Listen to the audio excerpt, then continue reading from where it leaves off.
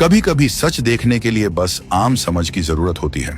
भारत में वक्फ बोर्ड के पास लगभग 9.4 लाख एकड़ जमीन है, जिसकी कीमत करीब 1,20,000 करोड़ रुपए बताई जाती है।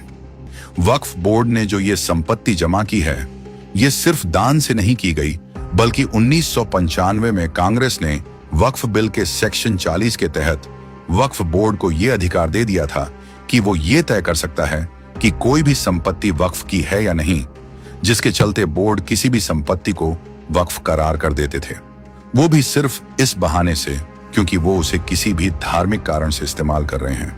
ऐसी मनमानी के खिलाफ कोई बोल भी नहीं सकता था, क्योंकि उन्हें संविधान से बढ़कर ताकत दे दी गई थी, जिसके चलते वक्फ बोर्ड के पास 9.5 लाख एकड़ की जमीन इकट्ठी हो गई।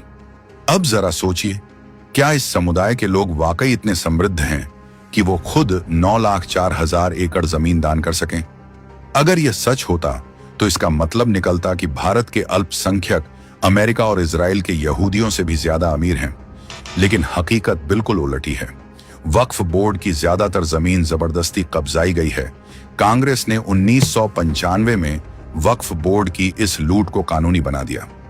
इतनी जमीन होने के बावजूद क्यों इस समुदाय के लोगों के पास धर्मस्थल बनाने की जगह नहीं और उन्हें प्रेयर्स के लिए रोड पर उतरना पड़ता है? इसका जवाब आपको इन आंकड़ों में मिलेगा।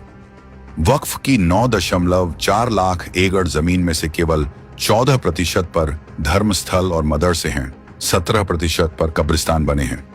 लेकिन बाकी 69% जमीन के साथ क्या किया जा रहा है? इसका कौन फायदा उठा रहा है? अब जब संशोधन लाकर मोदी सरकार ने धर्म की आड़ में राजनीतिक भूमाफियाओं के ऊपर कड़ा प्रहार किया है, तो तुष्टीकरण करने वाली पार्टियों की नींद उड़ गई है।